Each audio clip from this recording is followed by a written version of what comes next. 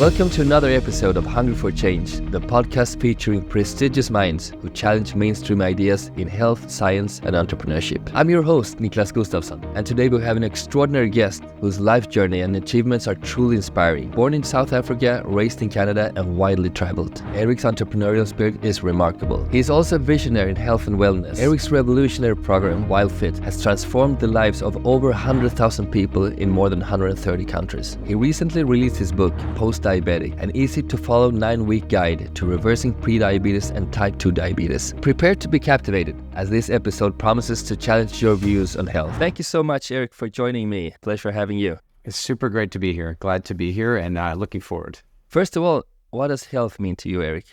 I suppose it means being comfortable and pain-free, enjoying your quality of life, not being inhibited in your movement, not living in pain, having lots of energy. It means all those things. So I know that you were homeless at the age of 15, and then you had a work-related accident at 17. This must have been life-changing. How did these early hardships influence your path and fortify your determination to succeed? You know, I think that there comes a point in everybody's life where they realize that it's up to them. You know, there comes a point in your life where you kind of realize that, hey, you know, my parents are wonderful or not, as the case may be for some people, but you know, in my case, I mean, I had very, very good parents with, you know, a variety of challenges to deal with. And at some point in time, you come to an awareness that, you know, your destiny is up to you, that you're the one who has to handle it. And I think if that happens too harshly or too young, maybe that can be traumatic and difficult. But if it happens too late, then you finish university and you go home to play video games. So, you know, to live with your parents again.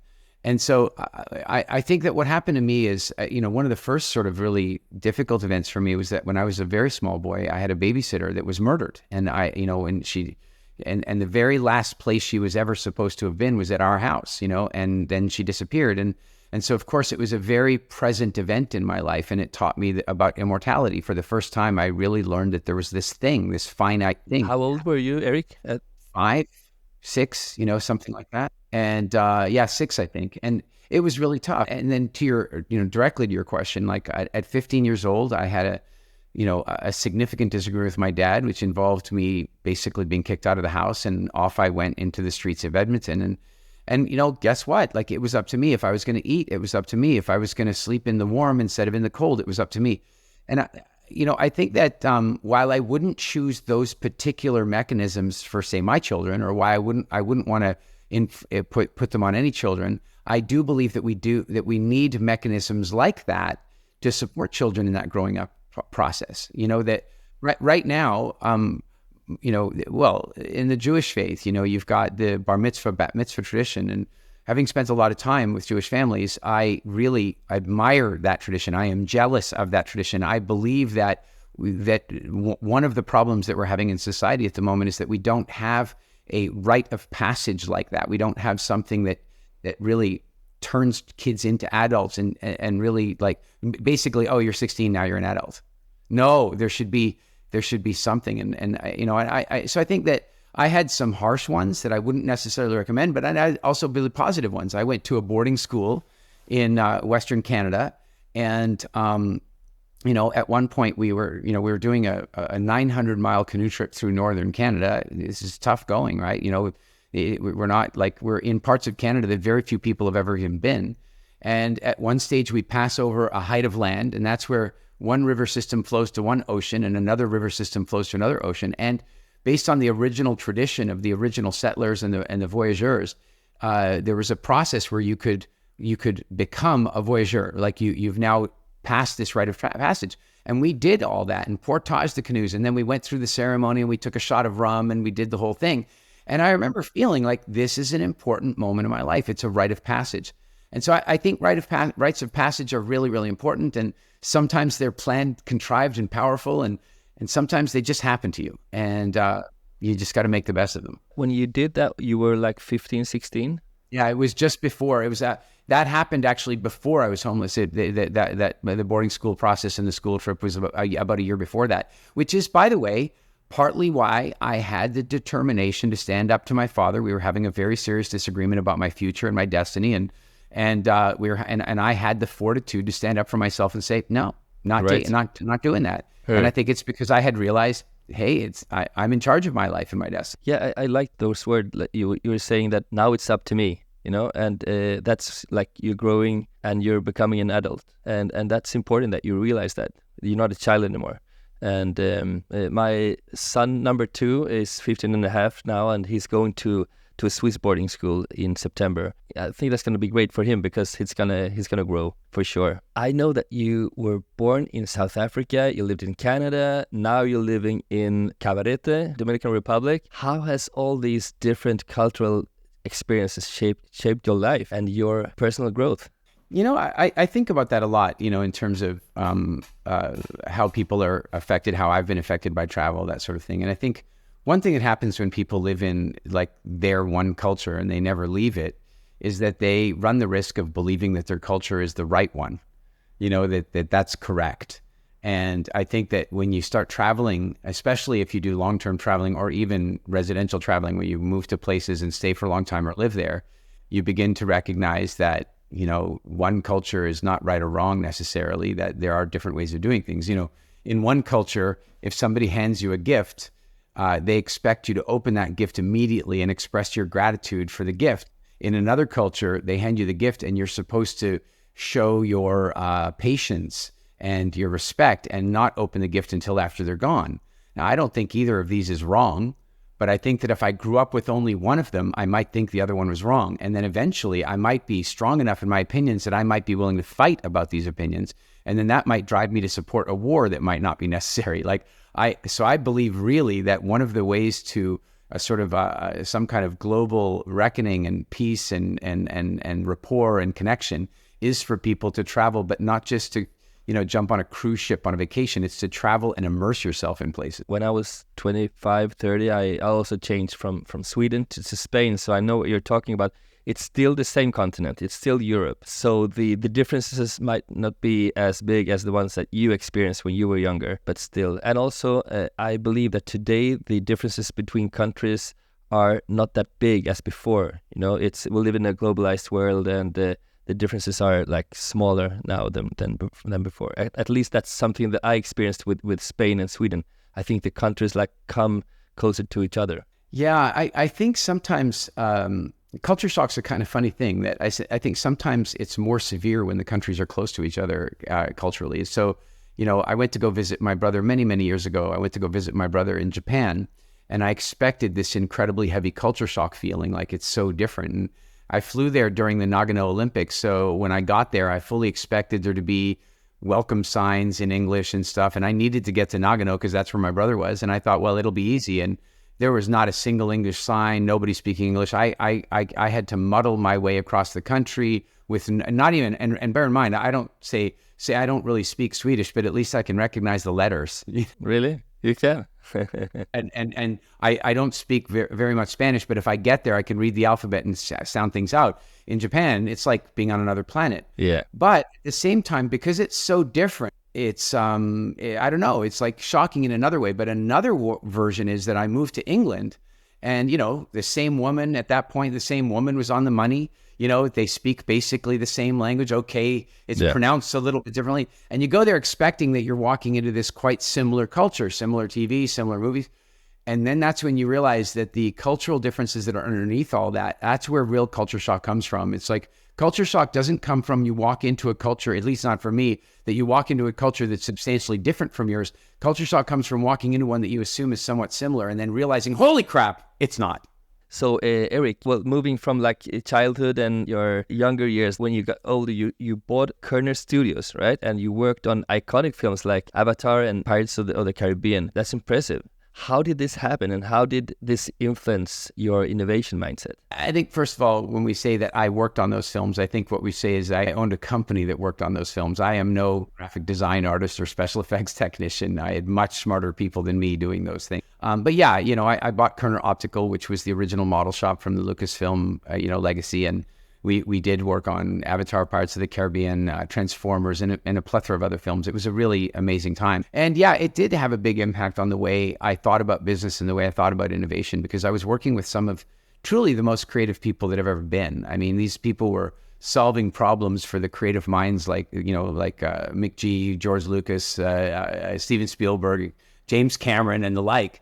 And so it was very interesting to see the way they approach problems and the way they approach solutions. And part of it was that we also transitioned into doing military research and development work, which was really fascinating. So to apply that incredible innovative, thinking, that incredible, sort of creative spirit to solving real world problems was really fascinating. And I enjoyed that a great deal. That was very fulfilling. I also know that I've heard or read that you solved real world problems for the US military and intelligence services. What's one of the most impactful projects you can share? There were lots of projects that we were involved with, and most of them had to do with things like camouflage and concealment, or kinetics, like, how to drop something out of a plane and have it land on the ground with, very little impact and blend into the environment and that sort of thing. You might remember the movie The Cove, where, they were filming the dolphins being slaughtered in Taiji Bay. It was, our team did that as well. They did the camouflage concealment project. It was just before I bought the company, but they built the housings for the cameras to hide the cameras in the bay so they could get the footage that I think ultimately won them an Academy Award. So we were doing that kind of stuff very often for the military. But the most impactful project was a project that was brought to us by Jamie Heineman of the Mythbusters fame. When Jamie and Adam used to work at the studio back when it belonged to Lucasfilm, not when I owned it. And at one point, Jamie came to our team and said, "Look, there's an opportunity here, to build a hyper-realistic, trauma simulation mannequin that can help war fighters and medics learn how to deal with traumatic leg amputations." And so, our team went to work figuring out how to really before we got into this, if you did CPR training on a mannequin, it was basically like a shop store mannequin, clearly fake, clearly not a human, but enough of the shape of a human for you to kind of understand what you're doing to get your compressions right and what have you. But now what we wanted is for these mannequins to be so realistic that they would actually even act as sort of a PTSD inoculation. In other words, you're working with this and repeating the action over and over again. And now if it unfortunately happens to you in theater, then you're not so surprised by it and it's not so traumatic for you. And so it meant perfecting the texture of the skin and having the skin have little hairs growing out of it, and perfecting the motion of the mechanical motion of the dummy and all that sort of stuff, and even the viscosity of blood and the pace of the pulsing of the blood. I mean, it was very realistic. In fact, they told me at one point that the dummies were so realistic that there were medics that were like opting out of the training program because it was just too gruesome and too difficult. And that product went on to win, if I remember correctly, an award from the U.S. Army and another one maybe it was two from the U.S. Army and one from U.S. Congress. And that was a game changer. I believe that what we achieved there, and when I say we, I mean, I'm really just the owner and not very involved in the creative at all. The team there was just, phenomenal. And what they created was a game changer. They really lifted that industry in the way that, I would say in the same way that Steve Jobs lifted the phone industry. They changed things that much. And I was really proud to be involved in that. It was a good project. Fascinating. At the same time, I have to admit that there came a point one day where I was going through an airport and I saw a news report, and the news report says, ISIS gathering for frontal assault on somebody. And it was the first time I'd ever heard of ISIS back then. We'd known about Al Qaeda and that, but now it's ISIS. And my first thought was, oh, well, that'll be good for business. And the minute I had that thought, I thought, oh, I don't want to own this business anymore. I don't want to own a business where I'm cheering for war and destruction. So that was quite a moment. I'm not sure you are still doing the human diet lecture, but where did that come from? Where did you get the idea? Was that because you have been experiencing health complications? When I was in my early 20s, I was very health challenged. Not with anything terminal, but just very difficult. I was on medications and I was overweight and had horrible allergies and a bunch of other issues. And I went to a Tony Robbins seminar and just to learn communication stuff. And on the last day of the seminar, he started talking about food, which intrigued me. So I started looking into food a lot more at that point, and I decided to, just do a little 30-day experiment. And 30 days later, I'd lost 35 pounds and 2 kilograms 15 kilograms or so. And and all my symptoms were gone, and I was a new human being. And that really got me curious about food and nutrition. And at the same time, my great-grandfather had discovered the oldest Homo sapien skull. And in the meantime, I was deeply active and interested in Southern African, land conservation and preservation. And all those things kind of aligned with each other and led me to really get involved in a field that I don't suppose really existed yet, that you might now call nutritional anthropology. And so my first, way back in the mid-90s, I wrote an essay called The Human Diet. And the theory of that diet was, well, every species on Earth has an evolved relationship with some other organic material that it calls food, an ability to process it and a requirement to get it.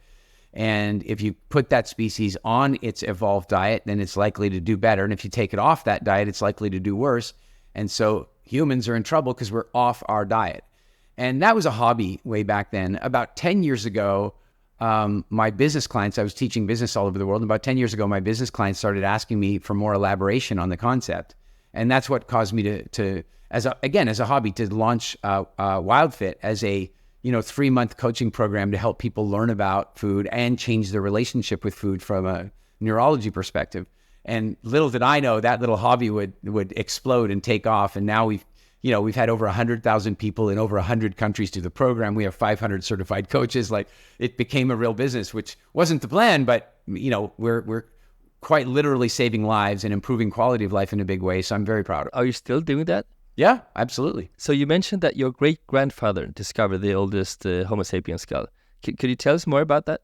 Yeah, I mean, he was a zoologist, and I guess, I suppose, amateur archaeologist as well. And he was involved in a dig in a place called Florisbad, South Africa. And there he discovered a skull. It's called the Florisbad skull. And at the time it was found, there was a lot of debate about whether or not it was sapiens or what have you. And I think in the end, some people resolved that it was Homo sapiens archaic. And more recently, I think it's been accepted just as a very, very early version of Homo sapiens. And since then, there's been a more recent, or I should say, more recently, there's been an earlier discovery that dates sapiens out to about 300,000 years, whereas my grandfather, the skull he found was about 260,000 years ago. But also, I was really fascinated by my great-grandfather's work because he also excavated a whole series of the caves that are on the southern African coast. And those caves are very telling and very interesting about human history. I mean, in some instances, the bigger caves, people have been living in those caves fairly consistently for about 200,000 years, which, basically makes the pyramids your like yesterday. So, 200,000 years of living in the same place. There's a lot of history there. And that's always been fascinating to me. As a speaker in training, you focused on sustainable transformation. What core principles do you emphasize to create lasting change in people's lives? Geez, that's a workshop by itself. There's a couple. I think that one way to understand it is to take a look at what really doesn't work. And I picked maybe the hardest fields to do this in. If you want to create, lasting change in athletes who want to excel, who want to win a gold medal, who want to win the championship, then you have highly motivated clients, and it's a lot easier to stimulate behavioral change for those people because they're highly motivated. If you want to go to a group of people that really is having a hard time, they want to change, but for some reason they just can't, then maybe the very best example of that would be the diet industry. The average person will go on 2 diets a year throughout their life. They'll stick to each one for about 6 or 7 days on average, and they'll be frustrated every single time. So if we look at what's failing there, well, there's a couple things. One thing that's failing is that, at least as I look at the average diet, it seems like the average diet is designed to deny you your pleasures, to make you feel like you're starving, and to demolish your self-esteem, to make you feel bad when you make a mistake, and to make you feel like a lesser human, all of which is going to drive you to another donut. Right. So what we do is we build our programs, and this doesn't matter whether it's a digital program, a live experience, it doesn't matter what type of program we're talking about. It's an experience. And when we design experiences, we design them using something called behavioral change dynamics, which is a series of organizing principles and filters through which content can be delivered in a really sticky way. And I mean, I'll give you 2 basic examples. One's very obvious, and that's incremental learning.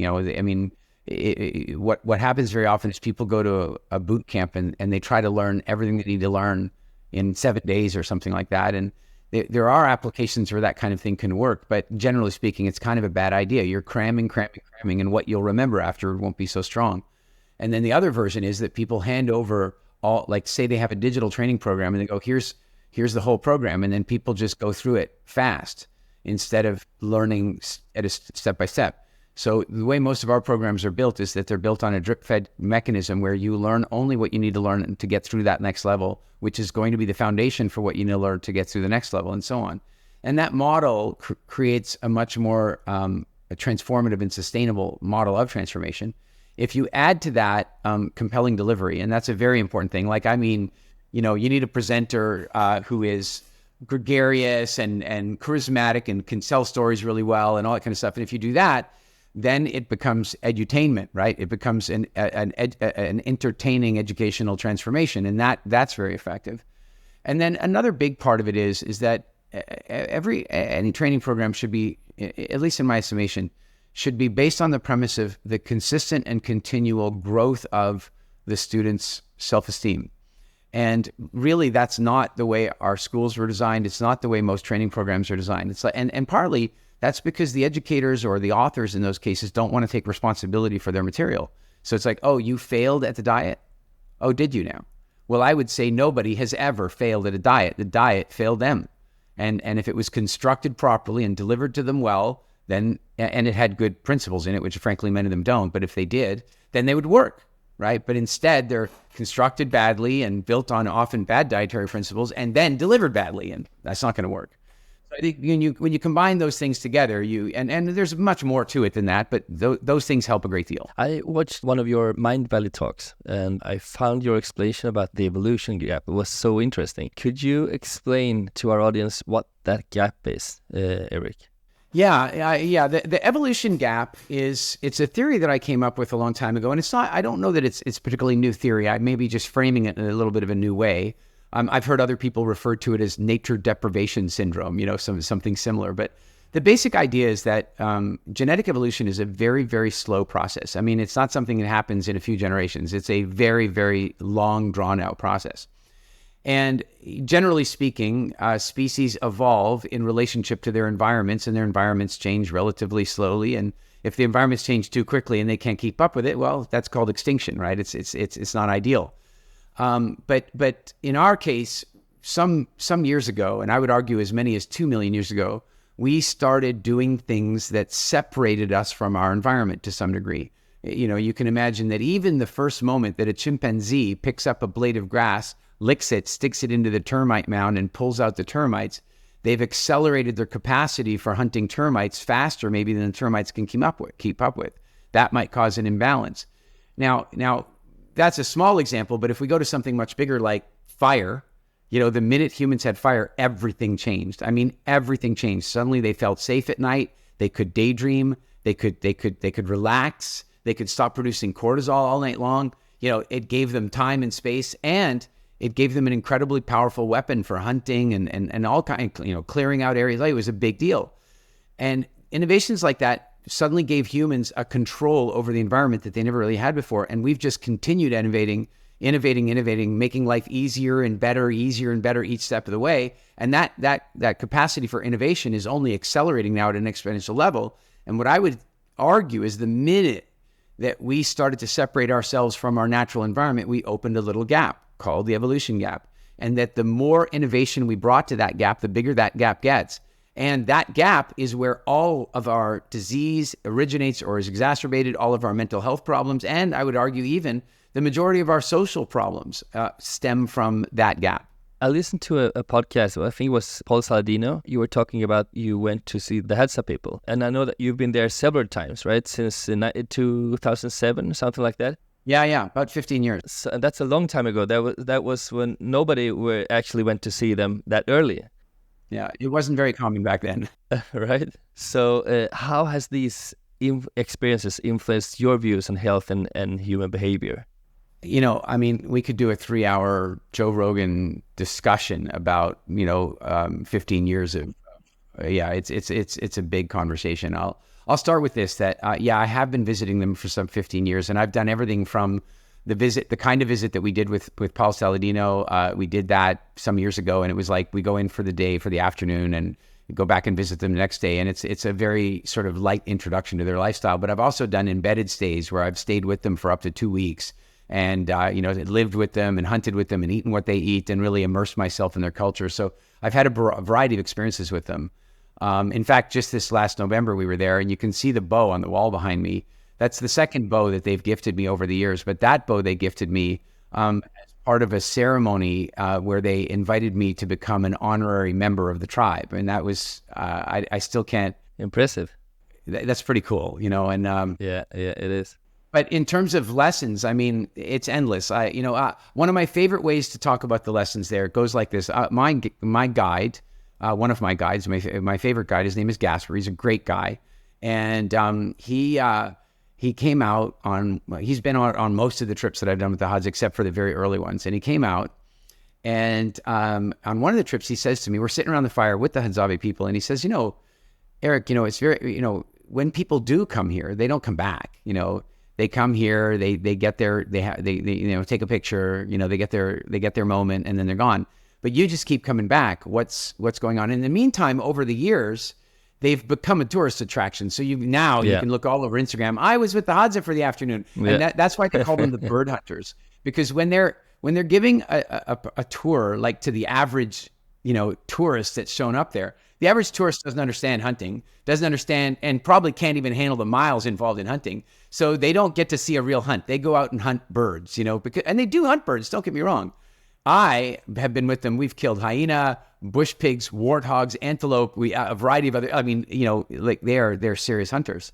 In any event, Gasper says to me one day, most people that come here, they just get their Instagram shot and they leave. Like, why do you keep coming back? And I said, well, I told him about the evolution gap. And I said, I feel like one of the reasons we have so many problems in the, say, developed or, quote, civilized, whatever you want to call that world, is that we've opened this gap up. And I think that there are things that we could learn from the Hadzabe people, the Khoisan people, that might help us to live better lives. In other words, I'm not suggesting we all pack up and move to the wilderness, but maybe we could learn enough from, say, some representation of our ancestral lives, and then combine that with some of the phenomenal technological advancements we're making. And maybe between those two things, we can create outstanding lives.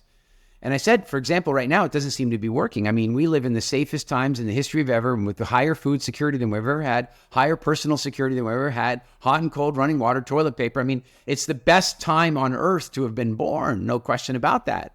And yet we have the highest rates of addiction and the highest rates of stress and anxiety and, psychiatric problems and psychiatric drug prescriptions. And of course, even suicide.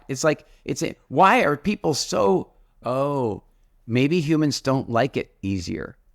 Maybe we think easier is better, and it turns out that it's absolutely not. It's a trap. I think about the idea of this universal basic income, and I think, I can see why it needs to happen, but I think it's going to be absolutely devastating for a lot of people, because without tension in their lives, they're going to suffer.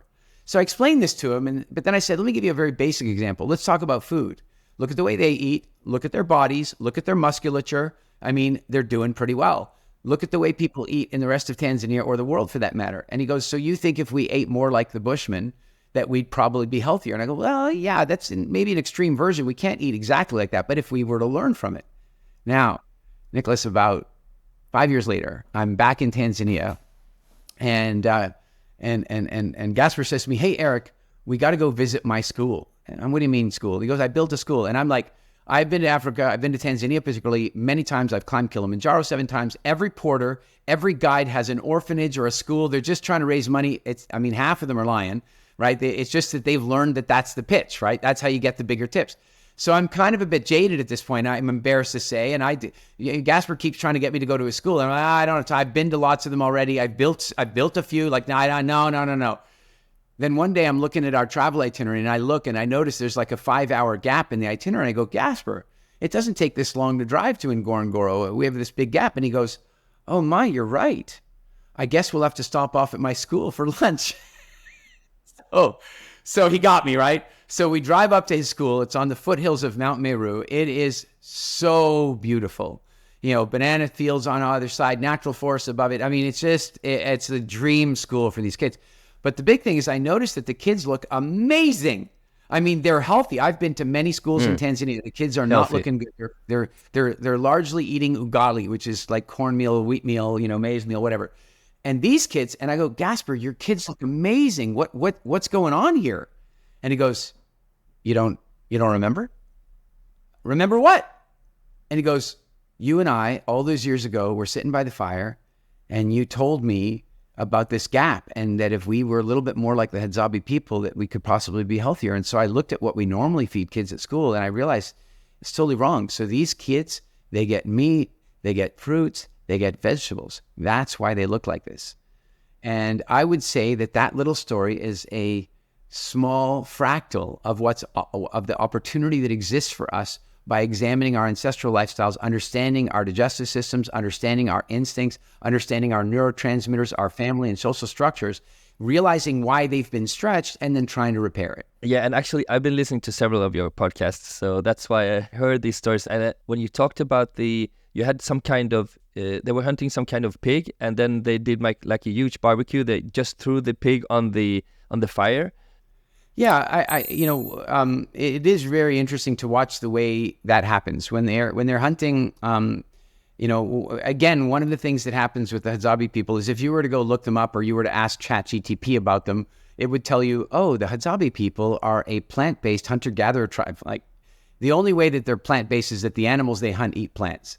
Now, I'm not saying they don't eat plants. Don't get me wrong, they do. And funny enough, this was a big. Paul Saladino and I were at a party at Gerard Butler's house in L.A. many years ago, and he and I got into quite a head-to-head about this, because he was like carnivore, and I was like, well, sapiens. Let's talk about this and let's figure it out. And that's ultimately, I think, what put us together to say, hey, let's go see the Hadzabe people together. And I think I'm not trying to take credit. I'm just saying I think that whole debate and that experience was part of why you see him bringing fruits and honey and stuff into his experience, because before that he was more hardcore. Wow. So when you go hunting with the Bushmen, there's a couple of things that are really interesting to observe. If you're on the early part of the hunt and they stumble upon some root vegetables, they might stop and dig them up. But if you're tracking, they won't. Okay. Right? Because meat is the priority. But if you're tracking and they stumble upon honey, they'll probably stop for the honey. That's a big one. They'll do that. The sugar is important to them. But if you're tracking fresh tracks, like the dogs are barking and you're close, they will not stop for anything. No berries, no honey, no nothing. Meat is the deal. So then, of course, the dogs are involved and they go hunting and I think the interview you're talking about was a bush pig that we'd killed or that they had killed the Pumbaa from Lion King. No. That's a warthog. We've also hunted them as well. But the bush pig is a more nocturnal and much more shy animal, much bigger than a warthog. Much more like like a European wild boar. It looks a lot more like that. And anyway, you're right. They grab the whole pig. They lay down a bunch of green leaves and put the pig on there. They throw it on. Then they throw the pig onto the fire, and they're basically doing two things. They're burning off the hair. And then when they've burned off the hair, but at the same time they're softening up the fat and helping the skin separate. Then they take the pig and put it on the grass bed that they've made, or the leaf bed that they've made. And these guys, one year we went there, we went with my good friend Ara, and Ara's a surgeon. So he was able to tell us exactly what incision they were making and what organs we were looking at, because it was amazing. Yeah. And you're right. What happens is they pretty much go straight into the organ meats right away.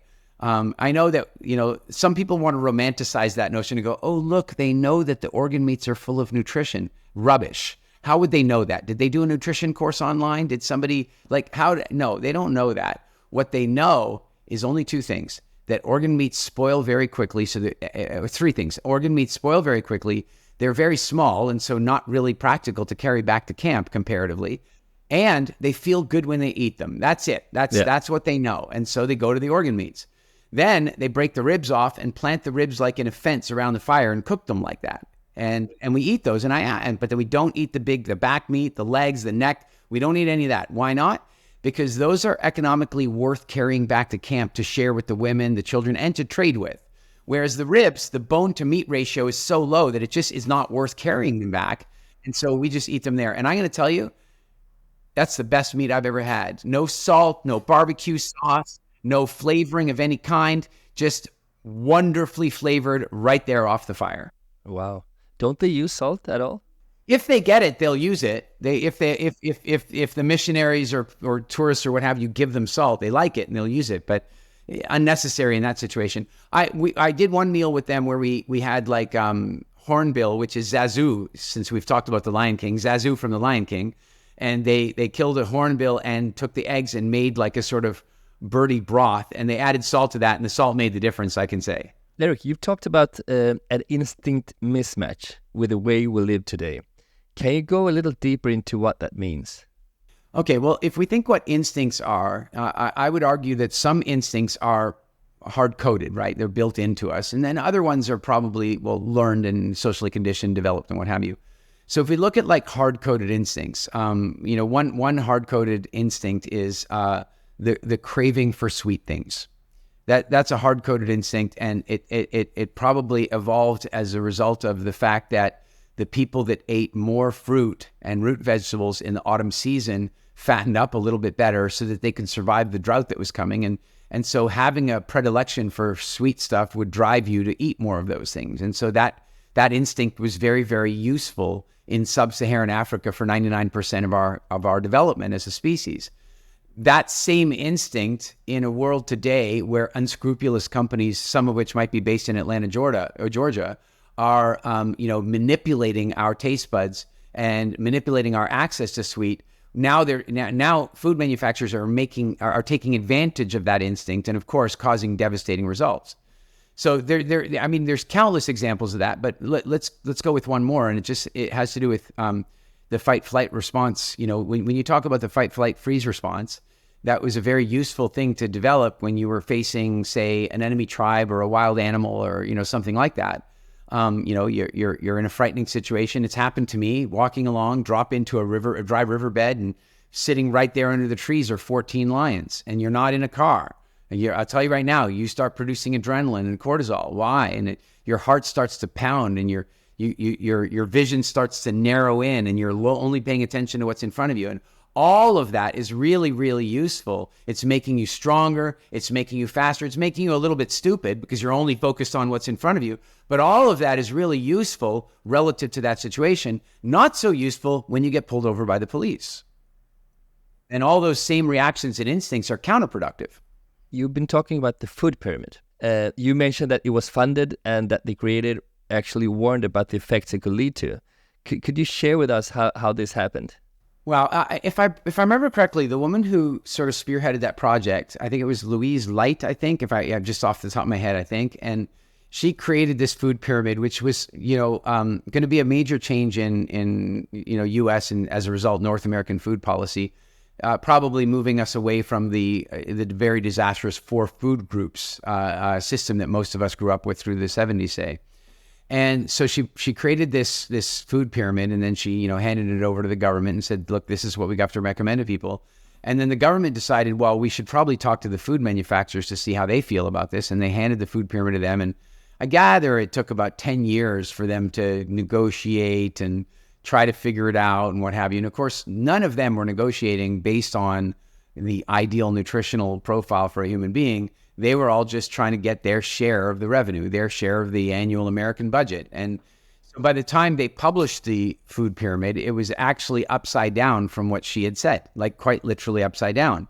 And, the stuff that she said should be very, very rare and little was at the bottom. And the stuff that she said should be like daily and every day was at the top. It was like completely off kilter. And she said something at that point about that. And I'm paraphrasing, but she said something to the effect of, if you publish this, you're going to cause a widespread epidemic of diabetes and obesity. And this is in roughly 1975. And already by the mid-'80s, it was happening. She had called it. And of course, today, it's been devastating. I would even argue that flipping the food pyramid upside down is what made the COVID pandemic as serious as it was. Because if we did not have widespread diabetes and obesity in the population, it's very likely that COVID would have passed through the population, in my opinion, as nothing more than a bit of a flu. A flu that certainly was devastating to some people, no question about that. But I very much doubt that it would have reached pandemic levels. And I know this is a bit of a controversial topic, so I'll just back that up by saying I did a lot of research into the numbers around COVID, and I looked at all the UN data. And what I found is that there was a very strong linear correlation between obesity, diabetes, let's say, and COVID mortality. But it wasn't straight linear. It wasn't simply like a country that has more diabetes has more COVID deaths. It was a stepped linear relationship. It was like countries that had less than 18% obesity barely had COVID-19. Their COVID-19 deaths were fewer than car accidents. The minute the country had 18%, which is say 1 in 5 people, now there were enough people to spread it. And those countries had devastating COVID results. And so flipping the food pyramid was devastating in a bunch of ways, including, I believe, the COVID pandemic. Yeah, I agree. It is also a controversial topic. But I mean, African countries where obesity rates were really low, they were not as badly hit, right? Yeah. Okay, so talking about diabetes, could you give us an overview of your post-diabetic program and what inspired you to create it? 11 years ago, I had my business clients asking me quite regularly for health advice because they saw me as an example. I was traveling around the world. I don't get sick. I got lots of energy. I'm on stage 10, 15 hours a day making things happen. And so I started doing that. And immediately I was frustrated because I would share really good principles and people wouldn't change. And so I decided to create a program based on our behavioral change dynamics model that was similar to the business programs we were teaching. So not just educational, but transformational. And I launched that program for 8 people and it worked really well. And then another 8 and another 8. And then the word of mouth just took off. And the next thing you know, we've got people all over the world and it's fantastic. Now, a side effect of that is we start hearing about the results from people. And the results are everything from, hey, my sex drive is back. We had a baby we were never thinking we were going to have. I lost 35, 45, 55 pounds. My inflammation is gone. I mean, we're hearing all kinds of phenomenal stories, very heartwarming. One of the most common ones we were hearing is, my doctor's a little confused because I'm no longer diabetic. Or, my doctor's a little confused because now I'm pre-diabetic. And that really bothered me because if you were type 2 diabetic and now you're not type 2 diabetic, I don't think it's a good idea to call you pre-diabetic because pre has a built-in hypnotic suggestion of toward, you're heading towards something.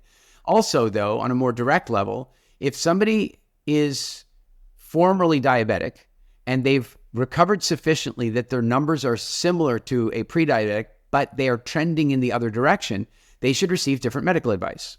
Therefore, they have a different medical condition. And so we decided to start calling that post-diabetic. And then we said, but even once you've returned your blood sugar back to the normal or say non-diabetic range, you are still post-diabetic.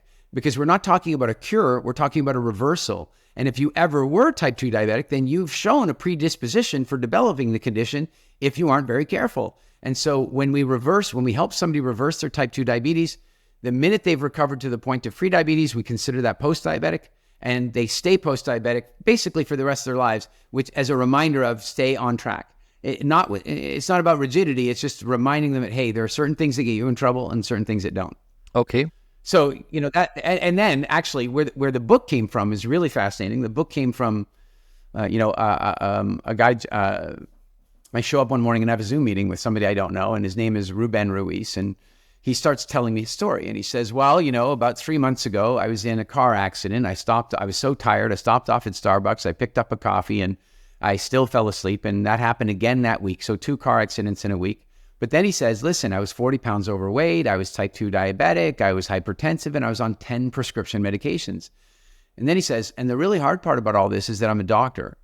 I have 3 medical clinics. I used to be an assistant professor of medicine. I spent many years as an internist. I mean, and he says after the 2 car accidents, he just didn't feel like he could be a doctor anymore. Like, it just felt almost never mind the Hippocratic oath. What about the hypocritical one?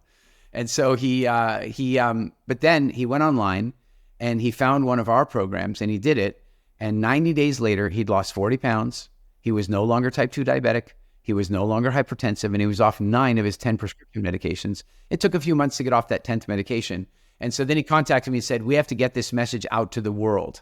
And it was on that basis that we wrote the book together. And then we went on then to, develop diabetes reversal program specifically. So what makes the post-diabetic program different from other diabetes management and reversal programs available? Okay, well, there's a clue in exactly your question. The answer is built into the question. What makes your reversal program different than most of the diabetes management programs? Right there is the difference. We're not talking about managing it. Managing it is the way largely the medical industry and the pharmaceutical industry approach diabetes right now. Is you manage it. Oh, you're diabetic? Okay, we can manage that with insulin. Yeah, we can manage it with metformin, insulin, or any number of other pharmaceutical interventions, and light instructions as to how you might improve your lifestyle to some degree with this pamphlet that you're never going to read. So that's management. And I'm not suggesting there aren't management programs that create some benefit, but I was reading of one, and I won't out the country or the system, but I was in a country that has effectively a form of universal healthcare, and I was reading one of their pamphlets for their diabetes management program. And they were so unbelievably proud that their program had showed a 2-point improvement in A1C measurement over a year of being on the program. So now you have somebody with an A1C of 8 and they move down to an A1C of 6. Well, that's great. That's fabulous. But what we know from our preclinical trials, and we're now in the clinical trial phase, but we know that we took 90% of the people out of the diabetic range in 3 months. Never mind 50%, 2 points, right? Like, this is a big deal. And so that's the difference between focusing on reversal and focusing on management. Now, I do believe that the management of type 2 diabetes is something that does have to happen once someone is post-diabetic. Now you have to manage it. But once somebody's post-diabetic, you don't have to manage it with medication. You manage it with your lifestyle. How does the program address what, when, and why we eat? What impact do these dietary changes have on the body's metabolism? So let's go back to the evolution gap. If we want to look at any particular challenge that we're facing, the idea is to look at that challenge and say, well, why didn't that challenge exist before? Why didn't it really exist? Or when did that challenge begin? So if we look at say, let's look at cavities for a moment. What's the deal? Did God or evolution give us bad teeth and now we get cavities? Like, what's going on? So we can look at the history and we can see that, in the fossil history, cavities existed for a long time, but they only really took off after agriculture was developed. Sometime after agriculture, now cavities start to become a regular feature in the archaeological record, as does bone disease and that sort of thing. So you can see there that the advent of agriculture, which clearly had its advantages, had a disadvantage. And the disadvantage was that we were now growing, say, a carbohydrate-based bacteria in our mouth that was devastating our teeth. Great. Now let's do something about that. So if we take that same thought process to diabetes, we can say, okay, well, when did it begin? Now, we don't know for sure when it began, but we do know that even the Romans understood it. They would line up a bunch of soldiers on the sand and make them pee into the sand, and then they would mark the little wet spots, and then they would know, based on the ants' behavior, whose urine had too much sugar in it. And they could see this person's not metabolizing sugar well, and that, so they knew. And by the way, you're from Sweden. Can you tell me, translate, what is diabetes called in Swedish? Tell me the Swedish word. There are 2 words. The English word, diabetes, and the other word is sockersjuka, which means sick of sugar. Exactly. If we go to Holland and if we go to the Netherlands and we ask them what's their word, they'll say sugar sickness. If we go to Estonia and we ask them, they'll tell you sugar sickness. It's been known about for a very, very long time, and that sugar definitely played a role in the whole thing. And so I would argue that the single biggest contributing factor is that humans evolved the ability to survive and utilize seasonal fluctuation. We have 3 different metabolic modes. We can burn sugar, we can burn fat, we can burn protein, and we're able to burn those different fuel sources because Mother Nature used to change up the food supply on us. So we needed to be able to process what was available and prepare for the seasons when nothing was available. Then what happens is that, well, let me put it another way. Imagine that you take a bear from British Columbia, Canada, who's fattening up for the winter and preparing for hibernation. Well, how is that bear doing that? Well, they're eating lots of berries and eating lots of honey and fattening up. But what would happen to that bear if we left them in a forest that was only ever in autumn? Right? Like the bear never went to winter, didn't do the hibernation thing, and just lived in autumn. That bear would become obese and diabetic. I mean, that's what would happen, or something close to that anyway. And so I would argue that the same thing happened to us, is that we left the ecosystem, we left the balance of Mother Nature or whatever. And when we left that, our sugar management system got thrown out of whack. And so, obesity, diabetes, Alzheimer's, and these things are the result of that. So what we do with our clients is not only teach them about nutrition and help them change their relationship with food, but we guide them carefully through the process of metabolic reset. How do you control your metabolism for optimal function? You're running a marathon, this is the metabolism you should be running. You're studying for exams, this is the metabolism. You're trying to get pregnant, this is the metabolism you should be running in. And we show them how to make those switches. And of course, that's absolutely key to losing weight, releasing weight, and also correcting your blood sugar. Okay, so what you just mentioned about the bear in autumn eating a lot of fruit, I find that really interesting, because the concept of seasonal eating is really intriguing. How does aligning eating habits with the season benefit us? Seasonal eating is a very good idea, but most people don't really understand what they're talking about. And what I mean when they say this, and what I mean by that is that they're living in they're living in Oregon in the United States, and they go, I eat seasonally. And what does that mean? They go, well, I eat the things that are locally available in season. Okay, that's better than not doing that. But the truth is, we have to understand that our metabolisms evolved for sub-Saharan Africa largely. And so our energy management systems are related to the seasonal fluctuations that our ancestors lived with. So, for the longest history of humans, there was no frozen tundra existence. I mean, sure, eventually, people made their way into Sweden, Norway, and what have you, and got there, northern Canada and the like. But for most of history, it wasn't like that. So what happens now is that if you understand that humans are perfected for preventing starvation, like we're the best anti-starvation machines in the world. Well, one of the things that we do is when we know that winter is coming, and of course we don't know that, but when our bodies deduce that winter is coming, then our bodies slow our metabolism down, increase our cravings for carbohydrates, and increase our insulin sensitivity, like decrease our insulin sensitivity, and basically help us prepare for winter. And how does our body know to do that? Well, we're eating lots of carbohydrate foods. So as we eat those carbohydrate foods, that triggers let's say instinctive awareness that winter's coming. And then winter comes and we reset and we go to another season. And in that season, we burn a different fuel. And it happens to be that in that season, we don't really go to fat. We actually also go to protein. And that's a very important part of the cycle, because if you don't burn out your old, sick, and broken floating collagens and proteins that are floating around your system, they're going to clog you up. And so it's very important that we run these metabolic cycles, but the vast majority of us are stuck in one season. And I would argue that for most people, that season is autumn. So for example, I'm a big fan of paleo. I mean, when I wrote my first human diet book, or essay, I should say, shortly after that, somebody gave me a copy of the paleo diet that Lauren Cordain, like in 97 or 96 or something, I don't know what year it came out, but it was like, I found it incredibly vindicating. I was like, holy cow, I'm not the only one thinking this way. That was amazing. But I would then put to you that, where I think the general principle is correct, there's one entire set of principles that hasn't been understood. It's not just Paleolithic nutrition, it's Paleolithic metabolic function.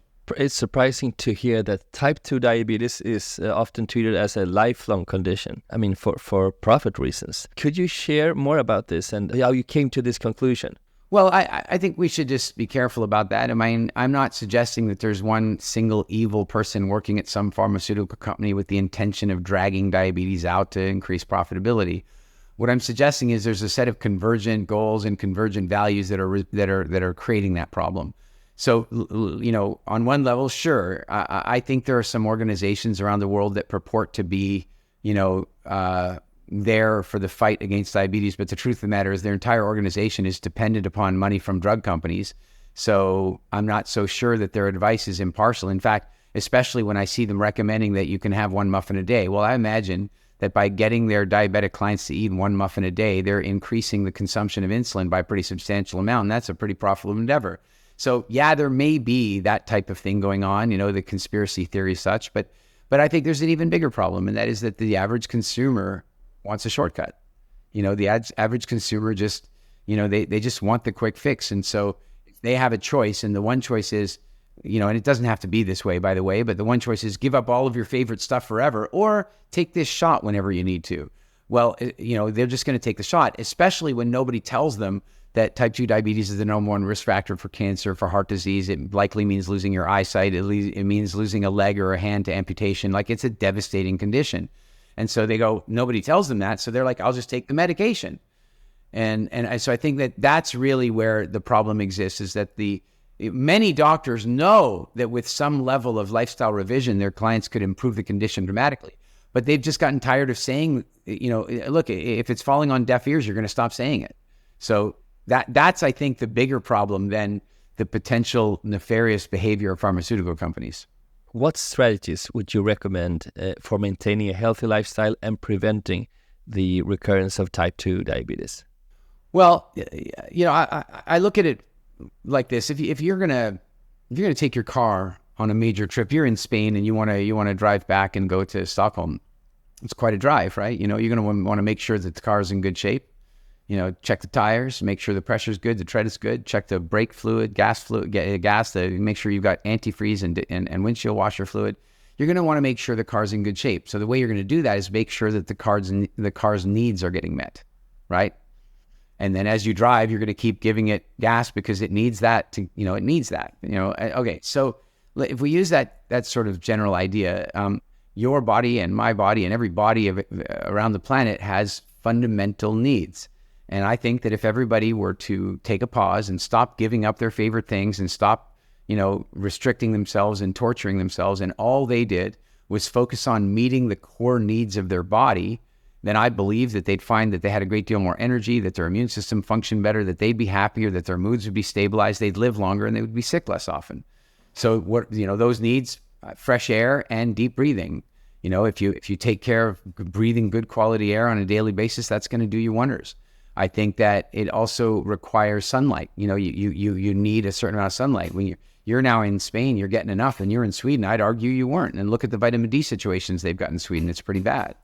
Then sleep. Sleep is absolutely imperative. And these days, with electronic devices interfering with our flow and our energy and our melatonin production, it's really difficult. But sleep is fundamental. Then movement, not just for physical fitness sake, but for the flow of lymphatic fluid around the body. I mean, you don't have a pump for that, so you got to move it. Nutrition, we need the same, you and I and everybody else on earth needs the same 13 vitamins, the same 16 minerals, the same nine amino acids, the same fatty acids. We need those things. Then we also need metabolic flexibility. We need to go through metabolic changes. If we don't go through those metabolic changes, there are consequences. We need physical affection. We need to be touched by other human beings, and we need to be in community. And, so like if you just kind of take a look at those core things and you put together, okay, if I just do this stuff, sure, I might eat the occasional cinnamon bun or croissant, but at the end of the day, if I've taken care of all these needs, my body has a much better capacity for repair. And besides which, my cravings for crappy stuff are probably going to be reduced. Are there any new and exciting projects that you can share with us that you're working on? Well, I think right now the two things that I'm most driven by and most excited by are the Postdiabetic book that came out about 2 or 3 months ago, and it's definitely getting out there. And so the reviews are finally. It takes a little while to get reviews building up, and that's kind of happening. And I'm excited about that. We've run into some difficulties where our ads are being blocked, and our ad accounts have been shut down because. Why is that? Why are they being blocked? It has a little bit to do with going against the narrative of diabetes being a management condition rather than a reversal condition. Yeah. So it's a bit of an uphill battle, but I've been doing lots of interviews and getting the word out to everybody that can. And then, of course, the Evolution Gap book, which that's really fascinating. It wasn't due to be released until next year, but I saw a press release that some guy from the UK was planning on releasing a book under the exact same title. And as I owned the .com and I'd been doing talks with that title for years, I decided to take an early version of the book and just get it out there. And that's been great. I've had a lot of great feedback about that. And I'm really enjoying getting those topics out to the world. So where can people find you, Eric? Instagram's great, at Eric Edmeades. I manage my own Instagram. So, I do my best to reply to people when they write to me and so on. You can also find me at www.eric.ee. And of course, the Postdiabetes book is at postdiabetes.com or on Amazon or what have you. And by the way, a cool thing about that is that we made a decision with the first version of that book comes with a pass to one of our diabetes reversal or a diabetes avoidance or reversal programs, which is normally about $300. It's a 3-month video training program, and it comes completely for free with a QR code inside the book. So people should definitely check that out. And not simply people with diabetes who want to reverse it, with people who are wanting to avoid it. I think that's important too. Very important. Thank you so much, Eric. It's been a pleasure talking to you. Cheers. Thanks for having me. This was just one episode. There's so much more to discover. Check out the full podcast series, subscribe for future episodes, and let me know your thoughts in the comments.